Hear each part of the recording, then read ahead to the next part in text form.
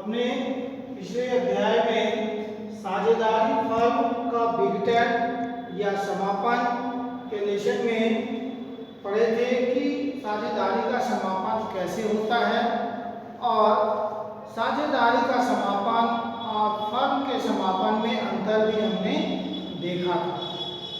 आज हम विघटन यानी समापन, विघटन बोले या समापन एक ही चीज होता है। समापन का मतलब होता है कि बंद होना, समाप्त होना। विघटन यानी कि टूट फूट जाना, अलग अलग होना। तो कुल मिलाकर के एक ही बात होती है, साझेदारी का विघटन या फर्म का समापन। तो साझेदारी फर्म के विघटन के संबंध में हम आज पढ़ेंगे कि समापन या विघटन के संबंध में कौन कौन से कार्य किए जाते हैं। होता क्या है, जब हमारा कंपनी बंद होता है और हमारे कंपनी में जो भी संपत्ति है उसको बेचा जाता है और उससे जो रोकड़ वसूल होता है और जो हमारे दायित्व है उस रोकड़ से दायित्व का भुगतान किया जाता है। ये सारी प्रक्रियाएं की जाती है। इसमें हमको कुछ खाते भी बनाने पड़ते हैं, जिसमें वसूली खाता, साझेदारों के पूंजी खाते, साझेदारों के ऋण खाता, रोकड़ और बैंक खाता भी बनाया जाता है। ये सारे खातों की आवश्यकता होती है। हम एक एक करके इन खातों के बारे में बताएंगे कि इसका उपयोग किस तरह किया जाता है। अब हम बात करते हैं वसूली खाता। वसूली खाते जैसा कि इसके नाम से स्पष्ट होता है, वसूल होने वाले जो भी वसूली होती है, जो हमको प्राप्त होता है फर्म के संपत्तियों के बेचने से, उसका लेखा इसमें किया जाता है। तो अगर मान लीजिए हमारी संपत्ति है, जैसे मशीन है, फर्नीचर है या बिल्डिंग है, भवन, जो भी चीज है उनको हम बेच देते हैं और बेचने से जो रकम प्राप्त होता है, फिर उन रकमों को साझेदारों ने अगर ऋण दिया है फर्म में तो उनके ऋण का भुगतान करने के लिए फिर हम ऋण खाता बनाते हैं। तो ये ऋण खाता बनाने का कारण पता चल गया। ऋण खाता क्यों बनाया जाता है? साझेदारों ने जो फर्म को ऋण दिया है, ऋण की जानकारी प्राप्त करने के लिए ऋण खाता बनाया जाता है। पूंजी खाता, जो साझेदार है फर्म समाप्त होने के बाद, फर्म का समापन अगर हो जाता है तो उनकी क्या पूंजी होगी। मान लो 3 साझेदार हैं तो तीनों की अलग अलग पूंजी की गणना हम करेंगे। उसके लिए हम क्या बनाएंगे? पूंजी खाता बनाएंगे। पूंजी खाते से हम उनके पूंजी की जानकारी हमें प्राप्त होती है। ऋण खाता, ये तो मैंने आपको बता दिया कि साझेदार द्वारा दिए गए ऋण की जानकारी इससे हमको मिलती है। अब रोकड़ खाता, यानी कि अगर हम साझेदारों के, जैसे कोई साझेदार कुछ फर्म को दिया है, पैसा दिया है, रोकड़ दिया है, या फर्म के समापन पर कुछ खर्चे होते हैं। जैसे होता क्या है कि बड़ी बड़ी कंपनियां जब बंद होती है तो उनके संपत्तियों को बेचने के लिए किसी एक कर्मचारी को नियुक्त करते हैं या किसी एजेंसी को दे देते हैं कि भाई आपका काम है, हमारे कंपनी की जितने संपत्ति हैं इनको आप बेचना है, कैसे बेचना है, क्या करना है, ये सब आप काम करिए और बेचने के बाद उसकी पूरी जो रकम है वो हमको दीजिए। उसके बदले में वो वेतन वगैरह देते हैं। तो जो वसूली करने वाला होता है, यानी वसूली पे जो व्यय होता है, वो भी रोकड़ या बैंक खाते के माध्यम से प्राप्त होता है। इसलिए रोकड़ और बैंक खाता भी इसमें खोले जाते हैं। तो कुल मिलाकर हम कहें कि फर्म के विघटन पर वसूली खाता, पूंजी खाता, ऋण खाता, रोकड़ या बैंक खाते खोले जाते हैं।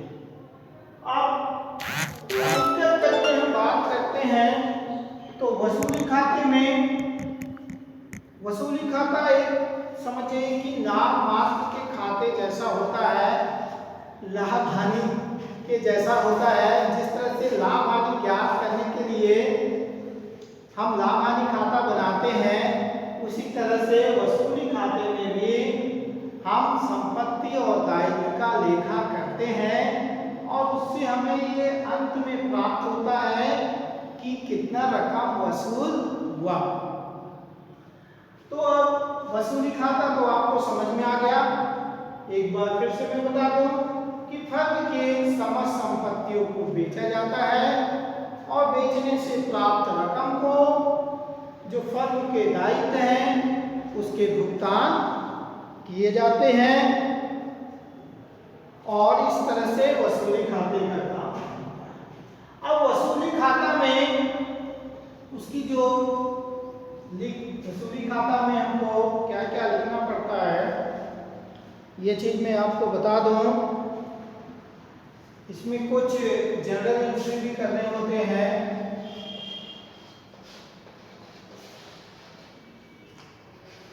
प्रविष्टियां,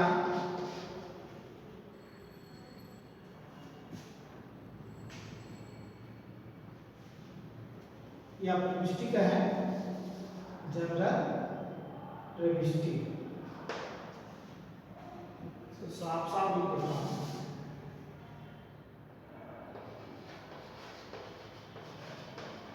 प्रविष्टि, तो जनरल प्रविष्टि कौन कौन से इसमें करने होते हैं इसके बारे में हम आपको बताते हैं। सबसे पहले होता है संपत्तियों के हस्तांतरण पर। संपत्तियों के हस्तांतरण पर का मतलब होता है कि जब हम संपत्ति को वसूली खाते में एंट्री करते हैं तो उसकी जनरल एंट्री क्या होती है, इसको आप देखिए। तो जब संपत्ति का हस्तांतरण करते हैं तब इसमें होता है वसूली खाता, डेबिट, विभिन्न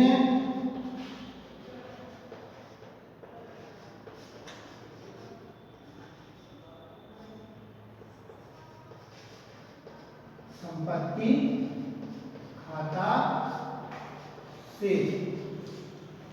जब हम संपत्तियों को हस्तांतरण वसूली खाता में करते हैं तो वसूली खाता डेबिट विभिन्न संपत्ति खाता से। डायरेक्शन में आप लिखेंगे संपत्तियों को, लिखेंगे संपत्ति को वसूली खाते में ले गए। ठीक है, जैसे मान लीजिए हमारा फर्नीचर है, फर्म है, उसको वसूली खाते में ले गए तो क्या करेंगे, उसको डेबिट तरफ में लिख देते हैं। तो क्या होगा डायरेक्शन हमारा जनरल एंट्री क्या होगा, वसूली खाता डेबिट विभिन्न संपत्ति खाता से। ठीक है, ये आपको क्लियर हो गया। ये संपत्ति के हस्तांतरण पर की जाने वाली एंट्री है, इसको आप ध्यान से एक बार समझ लीजिए। अब इसके बाद आता है दायित्वों के हस्तांतरण पर। संपत्ति के हस्तांतरण तो हो गया, अब अगर फर्म में दायित्व है तो उसका भी हस्तांतरण होता है। यहाँ पर हम लिख देते हैं फर्म में, क्योंकि अभी आपको लिखने में टाइम लगेगा। अब हम दायित्व के हस्तांतरण जब करते हैं, यानी दायित्व को जब हम वसूली खाता में ले जाते हैं तब हम क्या जनरल एंट्री करेंगे। तो आप लिखेंगे दायित्व खाता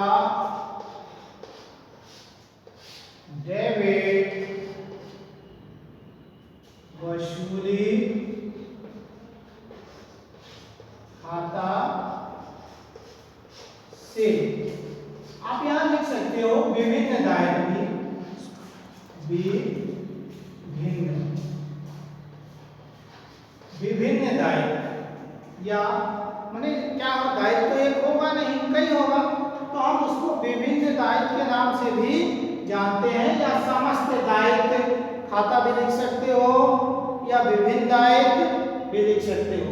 नारेशन में हम लिख देंगे कि दायित्व को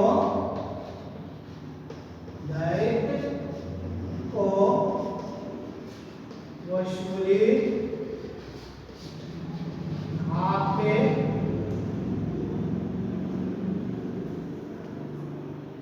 दायित्व को हम वसूली खाते में ले गए। ठीक है, तो इसका नारेशन क्या हो जाएगा, विभिन्न दायित्व खाता डेबिट वसूली खाता से दायित्व को वसूली खाते में ले गए।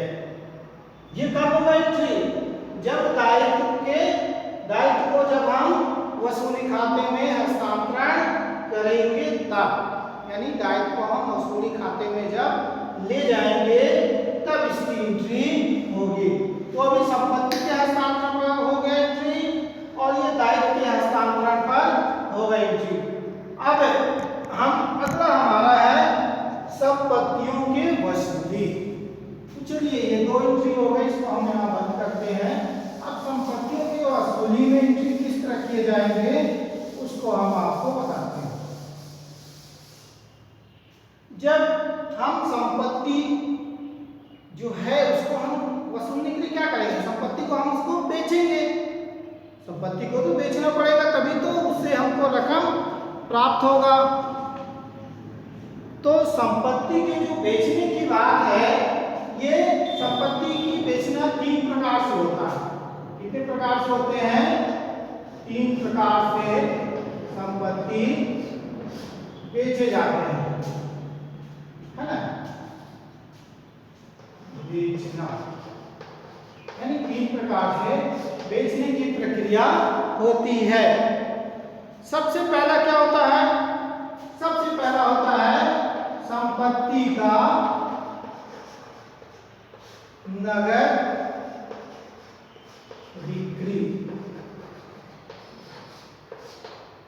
संपत्ति का नगद बिक्री, जब हम संपत्ति को बेचते हैं, बेचने के उसके कई तरीके हो सकते हैं। हमने बताया इसके 3 प्रकार तरीका होता है, जिसमें सबसे पहला होता है जब हम संपत्ति को नगद बेचते हैं। तो जब हम नगद बेचते हैं तो क्या लिखेंगे, होगा रोकड़ या बैंक भी हो सकता है ना, रोकड़ या बैंक खाता डेबिट, रोकड़ या बैंक खाता डेबिट वसूली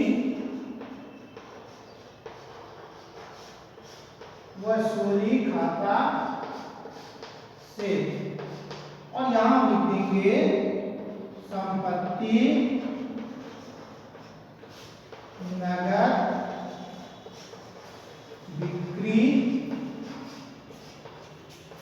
हुई, है ना, नगद संपत्ति बिक्री हुई। यानी जब हम संपत्ति को डायरेक्ट किसी को नगद बेच देते हैं, रुपए के बदले बेच देते हैं, तब हम इसकी एंट्री करते हैं रोकड़ खाता डेबिट भी हो लिख सकते हो, अगर उसे तत्काल रुपए दे दिया है तो रोकड़, और नहीं तो अगर चेक वगैरह दिया है, बैंक के माध्यम से भुगतान किया है, तब हम उसमें बैंक खाता करते हैं।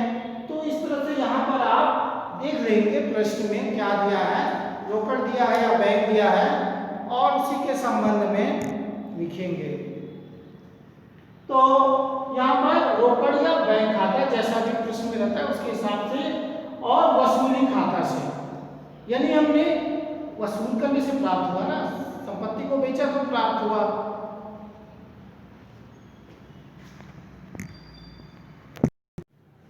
तो आप संपत्ति नगद बिक्री होगा तो आप इस तरह से जनरल एंट्री करेंगे, रोकड़ या बैंक खाता डेबिट वसूली खाता से संपत्ति की नगद बिक्री हुई।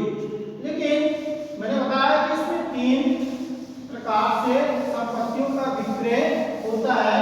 एक तो हो गया नगद बिक्री से और दूसरा होता है कि संपत्ति को किसी साझेदार द्वारा क्रय करने पर, जैसे मान लीजिए संपत्ति को नगद नहीं बेचे हैं, कोई साझेदार उसको खरीद लेता है, तो इसमें एंट्री आपको दूसरे प्रकार से करनी पड़ेगी। कैसे करेंगे? क्या करेंगे? साझेदार के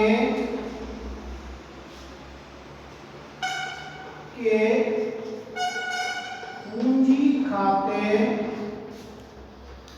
खाते डेबिट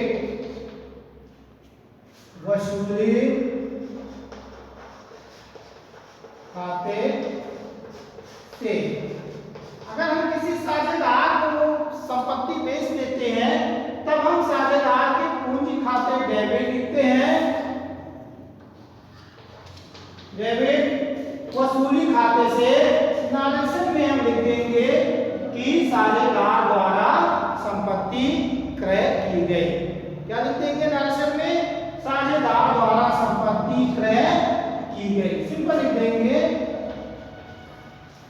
साझेदार द्वारा संपत्ति क्रय किए, है ना। तो ये तो दूसरी स्थिति हो गई। ये कौन सी स्थिति है? दूसरी है। पहले मैंने बताया नगद बेचना, दूसरा बताया अगर कोई साझेदार उस संपत्ति को खरीद लेता है तब है। अब इसमें तीसरी स्थिति, जैसा कि मैंने बताया 3 प्रकार से संपत्ति को बेचा जाता है। तीसरी स्थिति में यह है कि अगर कोई साझेदार या कोई लेनदार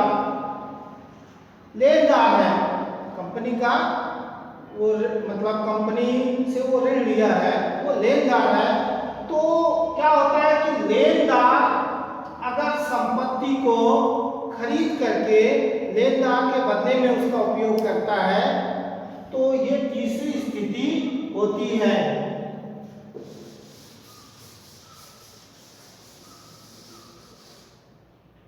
तीसरा क्या हो गया?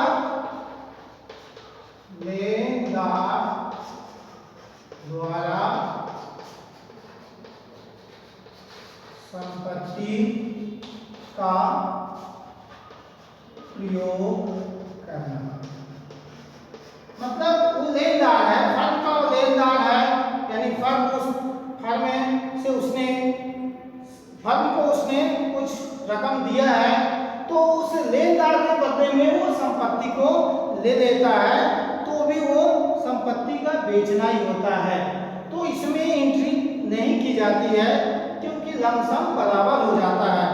तो जैसा कि मैंने पहले 2 प्रकार की स्थिति बताया, उसी में 2 प्रकार की स्थिति में एंट्री होती है, तीसरी में इसमें एंट्री करने की आवश्यकता नहीं है।